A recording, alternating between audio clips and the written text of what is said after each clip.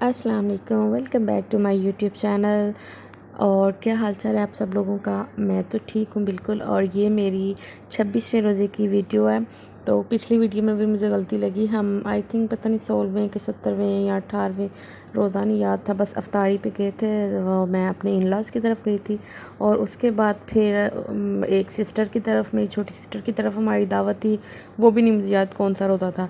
और ये बस याद है कि 26वें रोज़े जो है ना, मेरी फूफू आई थी और मेरे मामू आए थे और साथ छोटी सिस्टर आई थी हमारी तरफ। तो बेसिकली मामू की इफ्तारी थी हमारी तरफ। तो साथ मेरी जो है ना एक कज़न थी, पुप्पो की बेटी, तो उसके पेपर थे तो उसका ना सेंटर हमारी तरफ बना हुआ।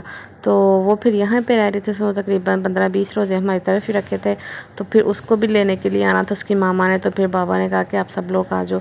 तो वो भाई तो नहीं आए थे, एक ही भाई उसका आया था, बाकी वो पुप्पो और उनकी एक बेटी आई थी साथ हमारी तरफ। तो उन्होंने भी इफ्तारी तय की। साथ मामू की फैमिली, मामू आए हुए थे ईदी देने के लिए। तो उस दिन बड़ा मज़ा आया था। तो मैं तो ना सोच रही थी कि शायद ये 5 बजे के करीब आएंगे, तो पर अनएक्सपेक्टेड वो 3 सवा 3 बजे आके, अभी तो मैं तैयार भी नहीं हुई थी। फिर मैंने सोचा अब इन्होंने मुझे फ़र्स्ट लुक में देख तो लिया, अब क्या फ़ायदा तैयार होने का।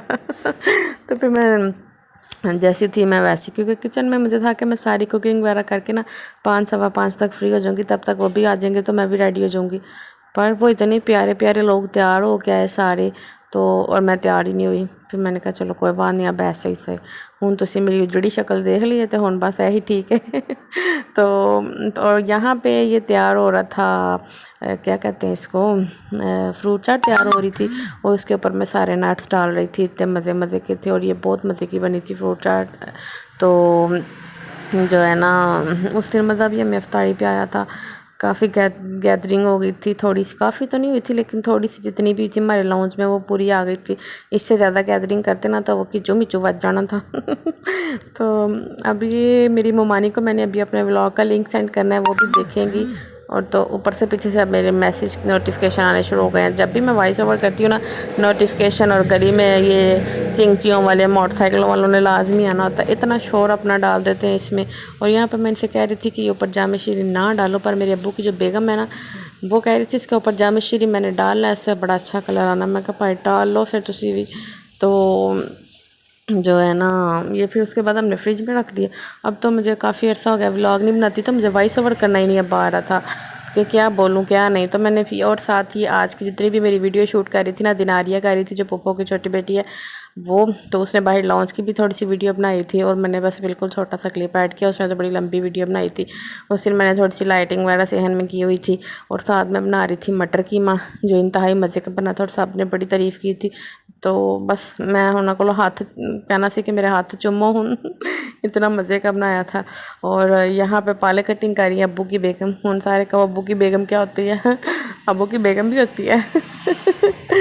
तो वो फिर एक अम्मी होती है और एक अब्बू की बेगम होती है। तो अब जो कमेंट करेगा ना उसको बताऊंगी कि अब्बू की बेगम क्या होती है। तो खैर पालक कटिंग हो रही, साथ साथ में बर्तन धो रही थी और पकौड़ों का सामान तैयार करना था।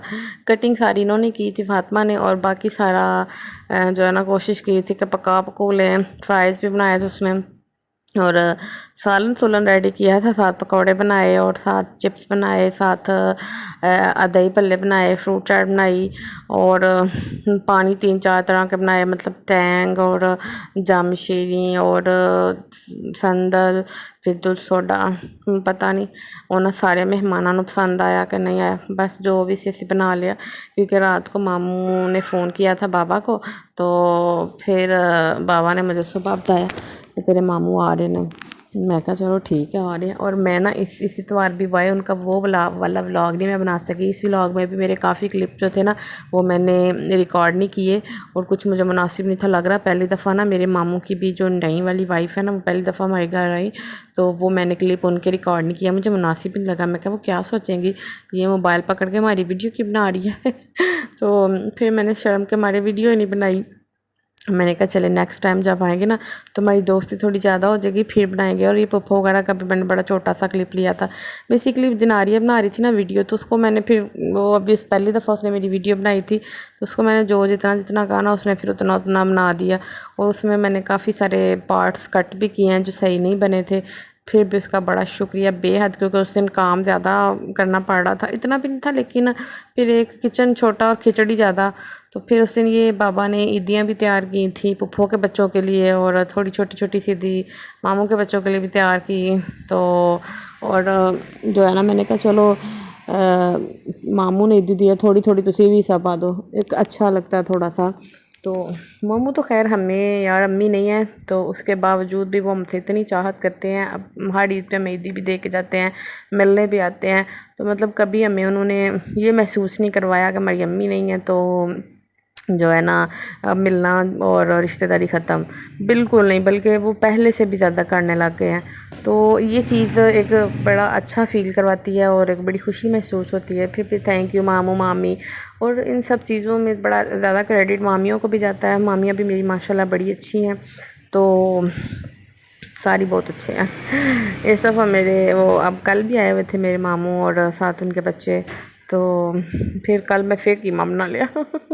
वो इत्तेफाक से 3 दफ़ा हमारे घर है और मैं तीनों दफ़ा कीमा ही बनाया है। तो लेकिन हर दफ़ा उनको पसंद आया। खैर चीज़ पसंद आनी चाहिए, भावें भावें सेम सेम ही हो। मुझे ना ये होता है कि वो कल आए हैं तो कल मुझे कहते हैं जल्दी जल्दी ना बस कुछ खिला दो, कोई सालन वगैरह। मैंने कहा कीमा ही जल्दी बन सकता है, हो तो कुछ नहीं मेरे को जल्दी बनना। और मेरे घर वाले कहते हैं तुम बाकी चीज़ें ख़राब कर देती हो, हालांकि मैं बाकी भी अच्छी शेफ़ हूँ, पता नहीं इन्होंने को ख़राब लगता। कहते बस तुम यही सही बनाती हो। तो मेरे मियाँ साहब तो कीमे में भी चौचियाँ निकाल लेते हैं। फिर यहाँ पे मैंने दूध डायरेक्ट उसमें सारे पतीले में बोतल नहीं डाली, यहाँ पे मैंने आधा दूध डाल के ना बाकी उसमें मैंने बोतल डाली हुई, तो पोता ही भर गया। चलें जी, ये लास्ट सीन है।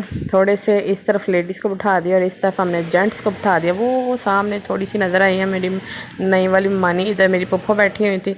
फिर मैंने कहा है रोज़ा तो खुल गया। फिर मैं अपने लिए जब वो दूध थोड़ा डालने के लिए आई और डाल के फिर मैं यहाँ पे चेयर रखी जहाँ जूते पड़े हैं, मुझे जगह ही ना मिली कहाँ बैठूँ। तो ये मेरा एक फूफो का बेटा जो बिल्कुल सामने, साथ मेरा भाई, बाबा, मामू और मेरे ब्रदर इन लॉ और मेरे जो है ना कज़न वगैरह, इधर मेरी सिस्टर, पुप्पो, ममानी और एक कज़न और एक अबू की बेगम, ये सारी बैठी हुई थी। तो और चाट तो खैर मज़े की बनी थी, बहुत ही ज़्यादा मज़े की बनी थी। 2 डोंगे बनाए थे हमने, पता नहीं कितने गए, फिर फटाफट ही खाते गए। और वो फिर मेरे हस्बैंड भी इसमें ऐड हो गए हैं दोबारा। और मेरी आज ममानी का फ़ोन आया था, मुझे पूछ रही थी तुमने वीडियो नहीं बनाई। मैंने कहा बनाई थी, बस थोड़ी सी बनाई थी चोरी चोरी। और ये फिर उसके बाद हमने अफ्तारी के बाद ना मेरी पुप्पो लाई हुई थी हमारे लिए कपड़े, हम दोनों बहनों के लिए, साथ अपनी वो भाभी के लिए। और ये जो पर्पल सूट वाली खोल के देखते हैं सूट, ये मेरी ममानी है नई वाली। माशाल्लाह इनकी ड्रेसिंग सेंस बड़ी अच्छी है और बड़ा प्यारा सूट पहना था। कैरी उसको बहुत अच्छा किया हुआ था, मुझे बड़ी पसंद आई माशाल्लाह। अल्लाह ताला इन्हें खुश रखे, आबाद रखे। तो सूट देख रहे थे हम और उनको भी दिखा रहे थे कि ये पुप्पो सूट लेके आए हैं ईदी के तौर पे। तो साथ मामू भी ईदी ले आए, पुप्पो भी ईदी ले आई। और उससे पहले भी मेरे एक मामू छोटे वाले आए थे, वो भी ईदी दे के गए। साड़ियाँ तो लग गई मौजा।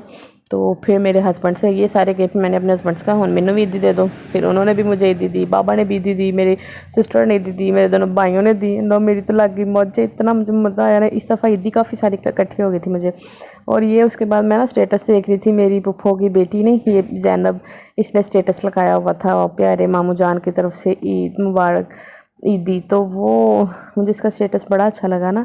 मैंने बाबा से कहा था इस तरह ना इन्वेलप्स पे लिख दें, तो वो उसने स्टेटस बना के लगाया था। मैंने कहा चले मैं आप लोगों के साथ शेयर करती हूँ कि बहुत प्यारा लग रहा था उसका स्टेटस। उसके पीछे उसने एक नशीद भी लगाया हुआ था। उम्मीद है आज का व्लॉग पसंद आया होगा। बाय।